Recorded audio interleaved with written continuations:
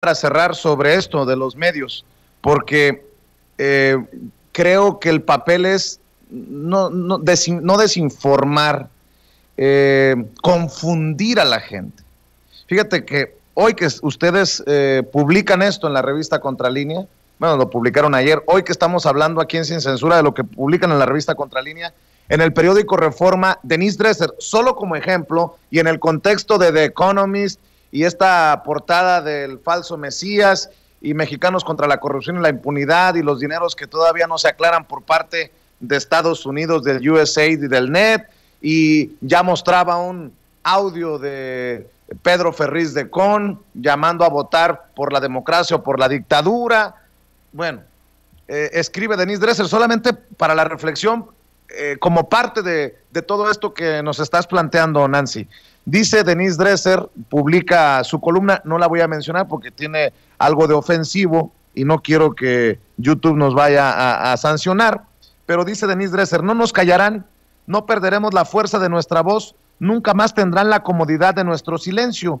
Y dice en su último párrafo, pensé que bastaría con ignorar, bloquear, reportar los amagos más explícitos, ser estoica, imbatible, pensé que sería suficiente con colocarme la armadura, engrosar la piel, reír en vez de sollozar, respirar cuando sé que mis hijos están bien, exigir a Twitter que sea más seguro para nosotras, pero lo que sucede conmigo no es algo nuevo ni único, es parte de un patrón con un objetivo explícito, obligarme y obligarnos a abandonar el espacio público, vivir con miedo, dejar de opinar o participar, dejar de criticar o señalar, amordazarnos o negar la autoridad, la fuerza o el humor de nuestra voz, pero no, nunca más tendrán la comodidad de nuestro silencio, no nos callarán. Se dice víctima de ataques por pensar diferente al gobierno, básicamente se dice blanco de aquellos que la critican, la persiguen y la amenazan, dice, por decir lo que dice. Bueno, pues en este ejercicio de que la prensa se regula con la prensa, creo que es importante que se escuche una voz como la tuya, Nancy Flores, que piensa diametralmente opuesto a una Denise Dresser, solo como ejemplo. Y esto queda evidenciado lo que el presidente Andrés Manuel López Obrador ha dicho, que la prensa se regula con la prensa en este momento histórico, más certero que nunca, Nancy. Pues mira, me parece a mí que los medios de comunicación acompañan totalmente esta estrategia del golpe blando, y ha quedado claro cuando mienten, cuando tergiversan la realidad, cuando ocultan información, cuando no dicen todo lo que saben y cuando manipulan o tratan de manipular a la sociedad. Y me parece que la gente ya sabe los nombres de esos medios de comunicación, de esos columnistas, muchos de ellos ni siquiera deberíamos de llamarlos periodistas porque no hacen periodismo, no tiene nada que ver con el periodismo lo que hacen o han hecho, vendiendo sus plumas, vendiendo sus voces a diestra y siniestra.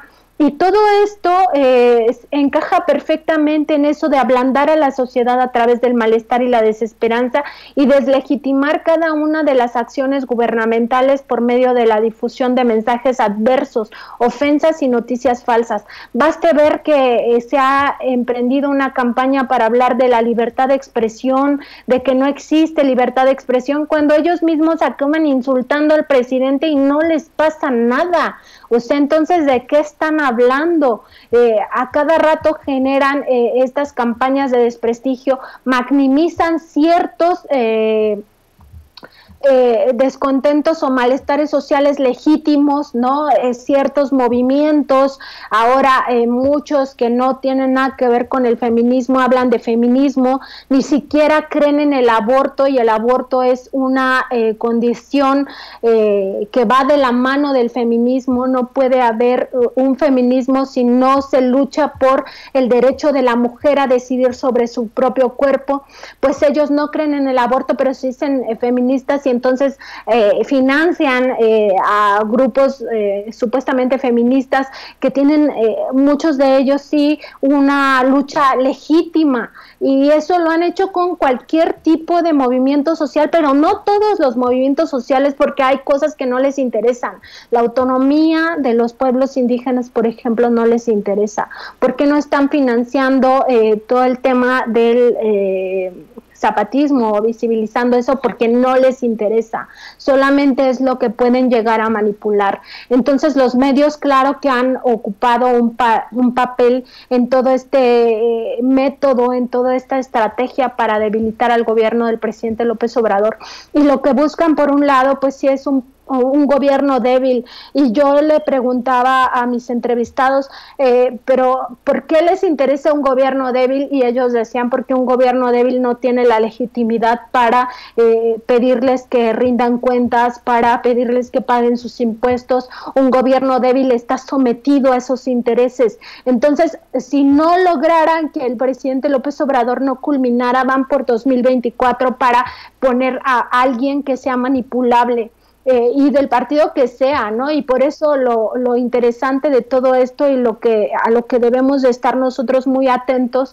es a quiénes son los que están en el golpe blando dentro del gobierno, qué figuras son, porque esas figuras van a traicionar el proyecto de nación que encabeza el presidente López Obrador, van a traicionar a la sociedad y van a traicionar al pueblo. Entonces, por supuesto que los medios de comunicación y sus noticias falsas han sido fundamentales, y no solamente es estar mintiendo, sino hay otro tipo de estrategias. Ocultar la información también es muy importante decirlo, porque ellos callan cosas que la gente, que creen que la gente no debe de saber para que sea manipulable. Entonces, la autocensura también es parte de esto. Entonces, debemos de ver mucho más allá de las cosas, o sea, por qué se mueve cada cosa en los dos ámbitos, es decir, en el de los corruptos y en los que buscan la transformación, aunque ya dijimos no una ruptura total con el capitalismo, pero sí un régimen más justo para la sociedad, Vicente.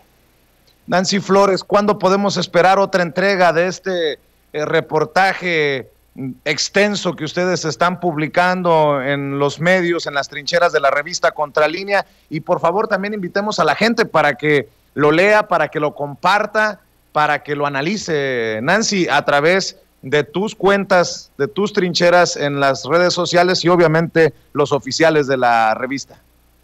Toda esta semana, Vicente, vamos a estar publicando estos reportajes hoy, mañana, el jueves, etcétera. Todos los días vamos a estar publicando estos reportajes porque nos parece muy importante tenerlo también a la luz para las decisiones que vienen. Y por supuesto, todo esto lo pueden consultar en www.contralinea.com.mx. El Twitter de la revista es @contralinea, mi Twitter es @Nancy_contra, y pues ya saben que ahí nuestros materiales están a la vista de todos y pues no se cobra por el contenido. Entonces pues los invitamos sí a darle seguimiento a este reportaje que va en varias partes y que continúa durante toda la semana. Muchas gracias, Vicente, por el espacio. No, gracias a ustedes por ponerlo en papel, en blanco y negro, querida Nancy, y si puedes, te encargo que cuando haya más información la puedas compartir, si te lo permite tu apretada agenda, con la audiencia de Sin Censura. Nuestro reconocimiento para ti, para todos los colegas que forman parte de este equipo. Como siempre, el saludo y la admiración para el maestro Miguel Vadillo, el director de la revista, y te dejo un abrazo, Nancy Flores.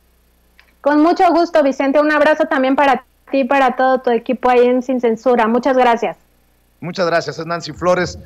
Qué labor la que están haciendo en la revista Contralínea. Y es en serio esto de que la prensa se regula con la prensa, mientras unos publican una visión de país autoritaria del gobierno de la 4T, otros se dedican a la investigación, y esto precisamente nos sirve a todos en la sociedad para poder definir nuestra realidad. Esa es mi opinión y es punto ya.